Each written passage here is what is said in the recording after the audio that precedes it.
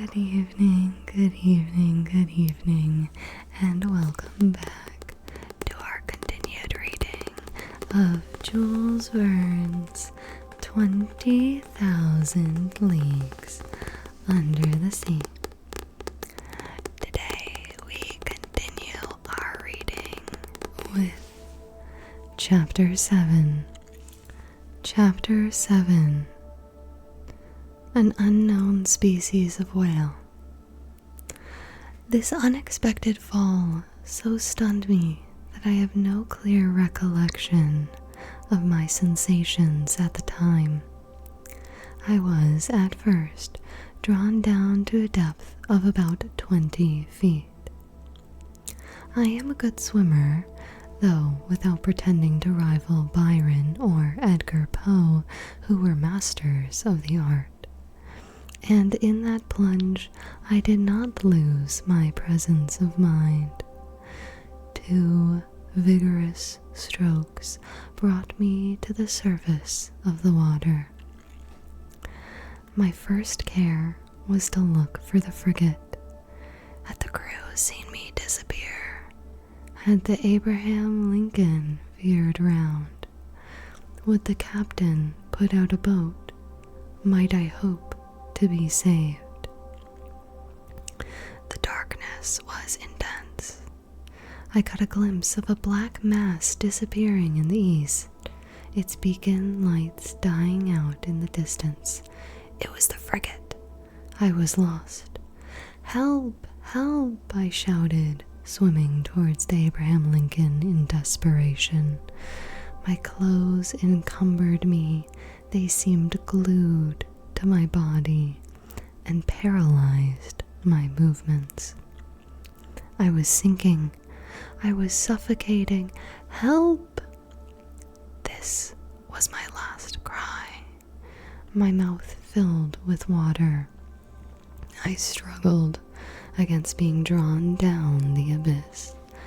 Suddenly, my clothes were seized by a strong hand, and I felt myself quickly drawn up to the surface of the sea, and I heard, yes, I heard these words pronounced in my ear. If Master would be so good as to lean on my shoulder, Master would swim with much greater ease. I seized with one hand my faithful Conseil's arm. "Is it you?" said I. "You?" "Myself," answered Conseil, and waiting Master's orders. "What shock threw you, as well as me, into the sea?" "No, but being in my master's service, I followed him." The worthy fellow thought that was but natural. "And the frigate?" I asked. "The frigate?" replied Conseil, turning on his back. "I think that Master better not count too much on her." "You think so?" "I say that, at the time I threw myself into the sea, I heard the men at the wheel say, 'The screw and the rudder are broken.'" "Broken?" "Yes, broken by the monster's teeth. It is the only injury the Abraham Lincoln has sustained, but it is a bad lookout for us. She no longer answers her helm." "Then we are lost." "Perhaps so," calmly answered Conseil. "However, we still have several hours before us, and one can do a good deal in some hours." Conseil's imperturbable coolness set me up again. I swam more vigorously, but cramped by my clothes, which stuck to me like a leaden weight. I felt great difficulty in bearing up. Conseil saw this. "Will Master let me make a slit?" said he, and, slipping an open knife under my clothes, he ripped them up from top to bottom very rapidly. Then he cleverly slipped them off of me while I swam for both of us. Then I did the same for Conseil, and we continued to swim near to each other. Nevertheless, our situation was no less terrible. Perhaps our disappearance had not been noticed, and if it had been, the frigate could not tack, being without its helm. Conseil argued on this supposition and laid his plans accordingly. This phlegmatic boy was perfectly self-possessed. We then decided that, as our only chance of safety was being picked up by the Abraham Lincoln's boats, we ought to manage so as to wait for them as long as possible. I resolved then to husband our strength so that both should not be exhausted at the same time, and this is how we managed. While one of us lay on our back quite still, with arms crossed and legs stretched out, the other would swim and push the other on in front. This towing business did not last more than 10 minutes each, and relieving each other thus, we could swim on for some hours, perhaps until daybreak. Poor chance, but hope is so firmly rooted in the heart of man. Moreover, there were two of us. Indeed, I declare, though it may seem improbable, if I sought to destroy all hope, if I wished to despair, I could not. The collision of the frigate with the cetacean had occurred about 11 o'clock the evening before. I reckoned then we should have 8 hours to swim before sunrise, an operation quite practicable if we relieved each other. The sea, very calm, was in our favor. Sometimes I tried to pierce the intense darkness that was only dispelled by the phosphorescence caused by our movements. I watched the luminous waves that broke over my hand, whose mirror-like surface was spotted with silvery rings. One might have said that we were in a bath of quicksilver. Near 1 o'clock in the morning, I was seized with dreadful fatigue. My limbs stiffened under the strain of violent cramp. Conseil was obliged to keep me up, and our preservation devolved on him alone.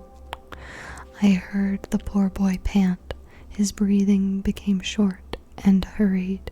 I found that he could not keep up much longer. "Leave me, I said to him. "Leave my master? Never," replied he. "I would drown first." Just then, the moon appeared through the fringes of a thick cloud that the wind was driving to the east. The surface of the sea glittered with its rays. This kindly light reanimated us. My head got better again. I looked at all points of the horizon. I saw the frigate. She was 5 miles from us and looked like a dark mass, hardly discernible, but no boats. I would have cried out, but what good would it have been at such a distance? My swollen lips could utter no sounds. Conseil could articulate some words, and I heard him repeat at intervals, "Help! Help!" Our movements were suspended for an instant. We listened. It might be only a singing in the ear, but it seemed to me as if a cry answered the cry from Conseil.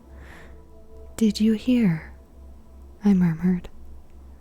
Yes, and Conseil gave one more despairing call. This time, there was no mistake. A human voice responded to ours. Was it the voice of another unfortunate creature abandoned in the middle of the ocean? Some other victim of the shock sustained by the vessel, or rather, was it a boat from the frigate that was hailing us in the darkness?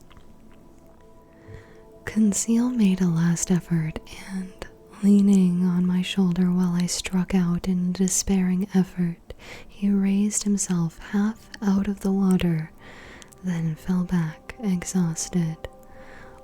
"What did you see?" "I saw," murmured he. "I saw, but do not talk. Reserve all your strength." What had he seen then? I know not why the thought of the monster came into my head for the first time, but that voice. The time is past for Jonas to take refuge in whales' bellies. However, Conseil was towing me again. He raised his head sometimes, looked before us, and uttered a cry of recognition which was responded by a voice that came nearer and nearer. I scarcely heard it. My strength was exhausted. My fingers stiffened. My hand afforded me support no longer. My mouth, convulsively opening, filled with salt water. Cold crept over me. I raised my head for the last time. Then I sank. At this moment, a hard body struck me. I clung to it. Then I felt that I was being drawn up, that I was brought to the surface of the water, that my chest collapsed. I fainted. It is certain that I soon came to thanks to the vigorous rubbings that I received. I half opened my eyes. "Conseil," I murmured. "Does master call me?" asked Conseil. Just then, by the waning light of the moon, which was sinking down to the horizon, I saw a face which was not Conseil's, and which I immediately recognized. "Ned!" I cried. "The same, sir. Who is seeking his prize?" replied the Canadian. "Were you thrown into the sea by the shock to the frigate?" "Yes, Professor, but more fortunate than you, I was able to find a footing almost directly upon a floating island." "An island? Or more correctly speaking, on our gigantic narwhal." "Explain yourself, Ned." "Only I soon found out why my harpoon had not entered its skin and was blunted." "Why, Ned? Why?" "Because, Professor, that beast is made of sheet iron." The Canadian's last words produced a sudden revolution in my brain. I wriggled myself quickly to the top of the being or object, half out of the water, which served us for a refuge. I kicked it. It was evidently a hard, impenetrable body, and not the soft substance that forms the bodies of the great marine mammalia. But this hard body might be a bony carapace, like that of the antediluvian animals, and I should be free to class this monster among amphibious reptiles such as tortoises or alligators. Well, no, the blackish back that supported me was smooth, polished, without scales. The blow produced a metallic sound, and incredible though it may be, it seemed, I might say, as if it was made of riveted plates. There was no doubt about it. This monster, this natural phenomenon that had puzzled the learned world and overthrown and misled the imagination of seamen both hemispheres, it must be owned.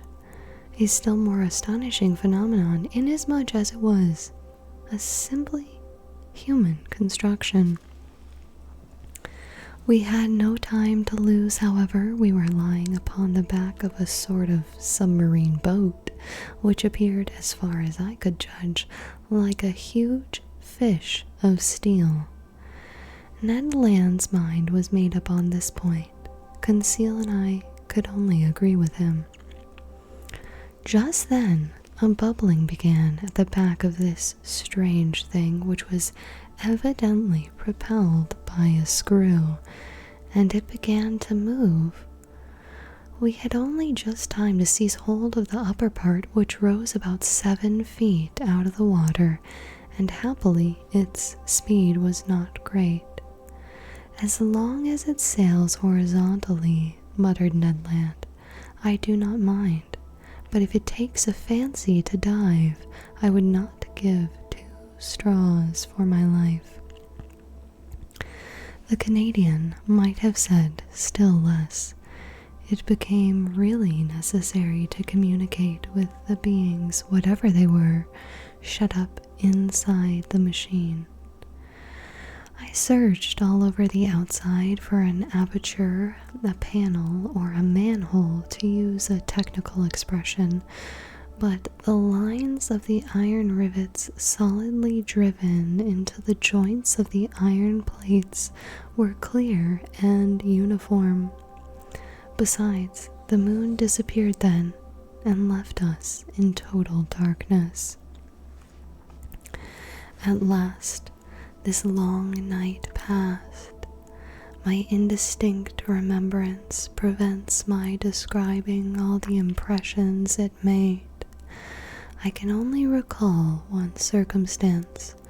During some lulls of the wind and sea, I fancied I'd heard several times vague sounds, a sort of fugitive harmony produced by words of command.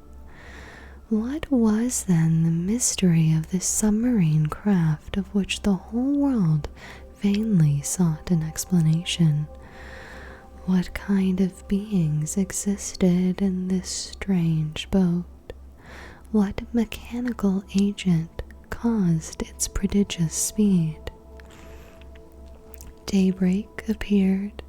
The morning mists surrounded us, but they soon cleared. I was about to examine the hull, which formed on deck a kind of horizontal platform, when I felt it gradually sinking. "Oh, confound it!" cried Ned Land, kicking the resounding plate. "Open, you inhospitable rascals!" Happily, the sinking movement ceased. Suddenly, a noise like ironworks violently pushed aside came from the interior of the boat. One iron plate was moved.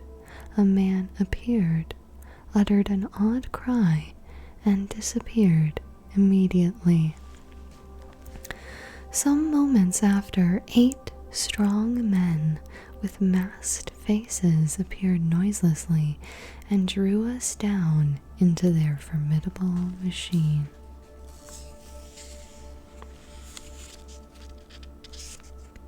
Chapter 8. Mobilis in Mobili. This forced abduction, so roughly carried out, was accomplished with the rapidity of lightning. I shivered all over. Whom had we to deal with? No doubt some new sort of pirate who explored the sea in their own way. Hardly had the narrow panel closed upon me when I was enveloped in darkness. My eyes, dazzled with the outer light, could distinguish nothing. I felt my naked feet cling to the rungs of an iron ladder. Ned Land and Conseil, firmly seized, followed me. At the bottom of the ladder, a door opened and shut after us immediately with a bang. We were alone. Where? I could not say, hardly imagine. All was black, and such a dense black that after some minutes my eyes had not been able to discern even the faintest glimmer. Meanwhile, Ned Land, furious at these proceedings, gave free vent to his indignation. "Confound it," he cried. "Here are people who come up to the Scotch for hospitality. They only just miss being cannibals. I should not be surprised at it, but I declare that they shall not eat me without my protesting." "Calm yourself, friend Ned, calm yourself," replied Conseil quietly. "Do not cry out before you are hurt. We are not quite done for yet." "Not quite," sharply replied the Canadian, "but pretty near at all events. Things look black. Happily, my bowie knife I have still, and I can always see well enough to use it. The first of these pirates who lays a hand on me—" "Do not excite yourself, Ned," I said to the harpooner. "Do not compromise us by useless violence. Who knows what they will not listen to us? Let us rather try to find out where we are." I groped about. In 5 steps I came to an iron wall made of plates bolted together. Then, turning back, I struck against a wooden table, near which were ranged several stools. The boards of this prison were concealed under a thick mat of phormium, which deadened the noise of the feet. The bare walls revealed no trace of window or door. Conseil, going around the reverse way, met me, and we went back to the middle of the cabin, which measured about 20 feet by 10. As to its height, Ned Land, in spite of his own great height, could not measure it. Half an hour had already passed without our situation being bettered, when the dense darkness suddenly gave way to extreme light. Our prison was suddenly lighted. That is to say, it became filled with a luminous matter so strong that I could not bear it at first. In its whiteness and intensity, I recognized that electric light which played round the submarine boat like a magnificent phenomenon of phosphorescence. After shutting my eyes involuntarily, I opened them. I saw that this luminous agent came from half a globe, unpolished, placed in the roof of the cabin. "At last one can see," cried Ned Land, who, knife in hand, stood on the defensive. "Yes," said I, "but we are still in the dark about ourselves." "Let master have patience," said the imperturbable Conseil. The sudden lighting of the cabin enabled me to examine it minutely. It only contained a table and 5 stools. The invisible door might be hermetically sealed. No noise was heard. All seemed dead in the interior of this boat. Did it move? Did it float? float on the surface of the ocean, or did it dive into its depths? I could not guess. A noise of bolts was now heard. The door opened, and two men appeared. One was short, very muscular, broad-shouldered, with robust limbs, a strong head, an abundance of black hair, thick mustache, a quick, penetrating look, and the vivacity which characterizes the population of southern France. The second stranger merits a more detailed description. A disciple of Gratiolet or Engel would have read his face like an open book. I made out his prevailing qualities directly. Self-confidence, because his head was well set on his shoulders, and his black eyes looked around with cold assurance. Calmness, for his skin, rather paled, showed his coolness of blood. Energy, evinced by the rapid contraction of his lofty brows, and courage, because his deep breathing denoted great power of lungs. Whether this person was 35 or 50 years of age, I could not say. He was tall, had a large forehead, a straight nose, a clearly cut mouth, beautiful teeth, and fine taper hands, indicative of a highly nervous temperament. This man was certainly the most admirable specimen I had ever met. One particular feature was his eyes, rather far from each other, and which could take in nearly a quarter of the horizon at once. This faculty, I verified it later, gave him a range of vision far superior to Ned Land's. When the stranger fixed upon an object, his eyebrows met, his large eyelids closed around so as to contract his range of vision, and he looked as if he magnified the objects lessened by distance, as if he pierced those sheets of water so opaque to our eyes, as if he read the very depths of the seas. The two strangers, with caps made from the fur of the sea otter and shod with sea boots of seal's skin, were dressed in clothes of a particular texture which allowed free movement of the limbs. The taller of the two, evidently the chief on board, examined us with great attention, without saying a word. Then, turning to his companion, talked with him in an unknown tongue.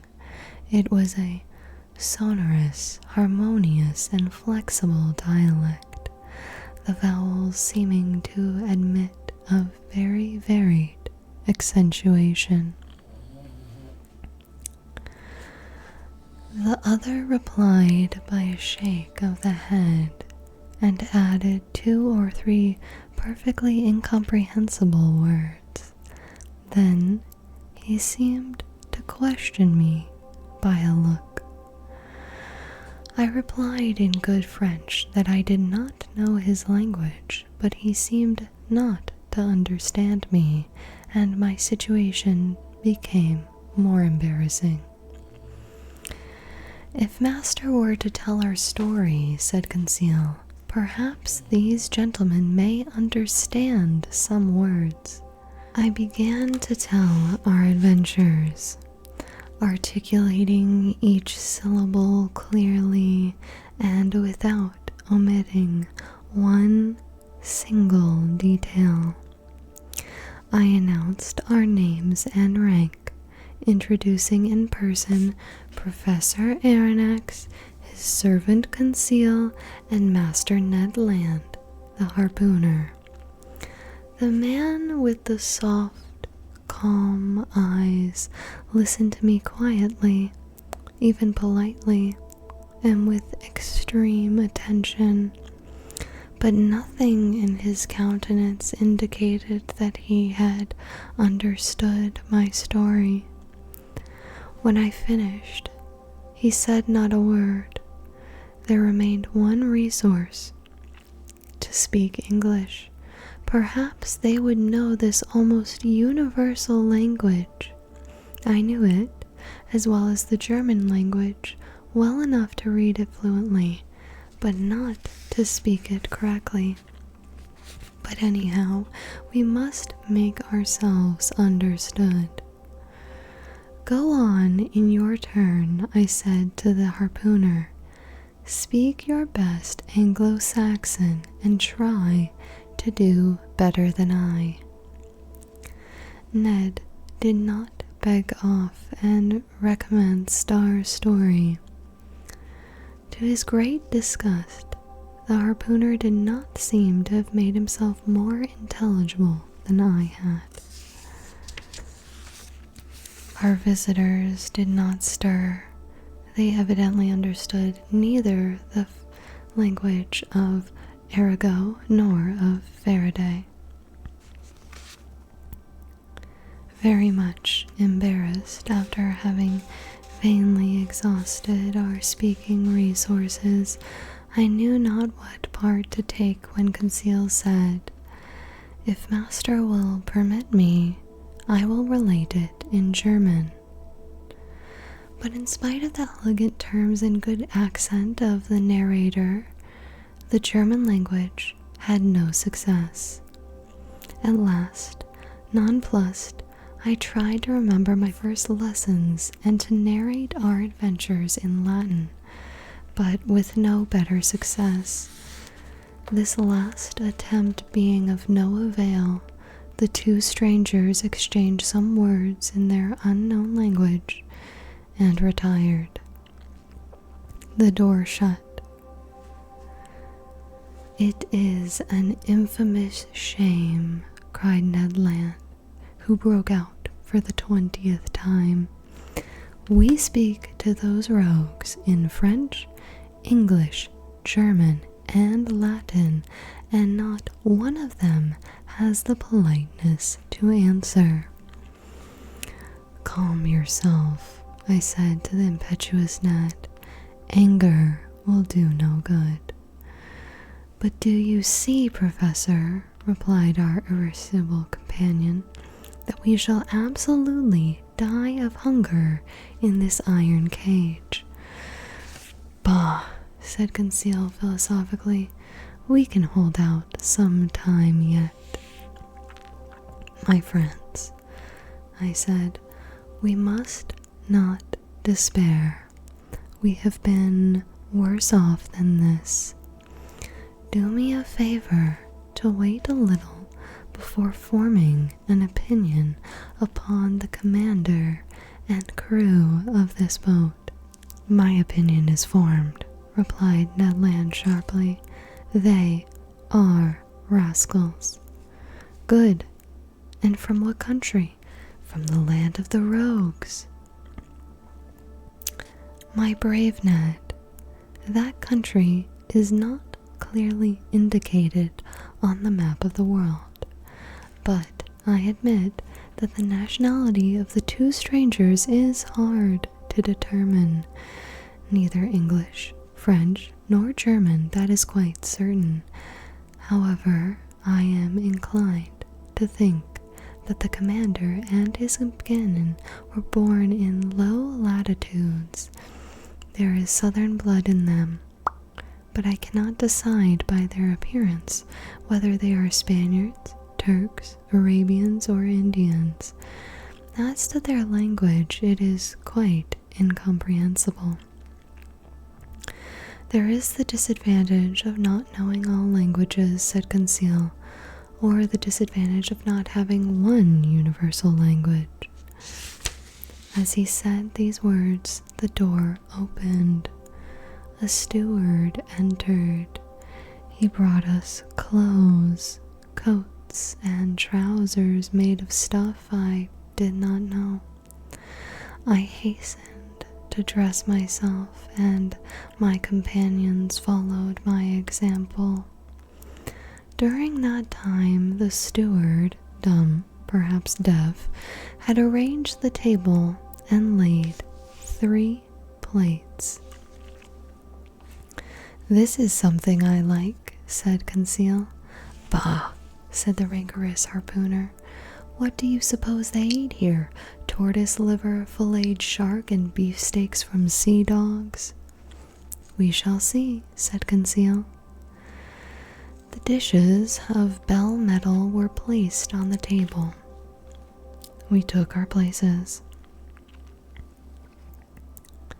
Undoubtedly, we had to do with civilized people, and had it not been for the electric light which flooded us, I could have fancied I was in the dining room of the Adelphi Hotel at Liverpool, or at the Grand Hotel in Paris. I must say, however, that there was neither bread nor wine. The water was fresh and clear, but it was water, and did not suit Ned Land's taste. Among the dishes which were brought to us, I recognized several fish delicately dressed, but of some, although excellent, I could give no opinion, neither could I tell what kingdom they belonged, whether animal or vegetable. As to the dinner service, it was elegant and in perfect taste.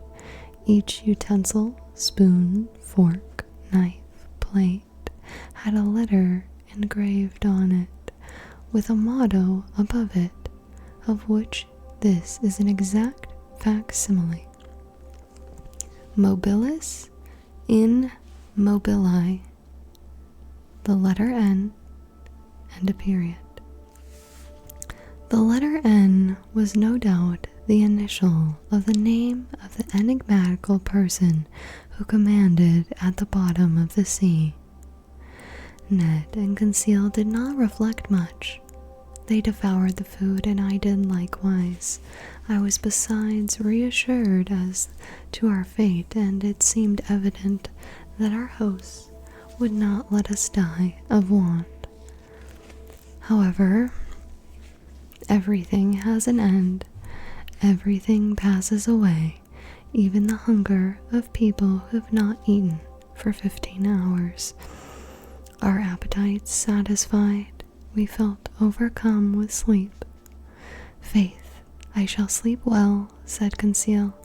"So shall I," replied Ned Land.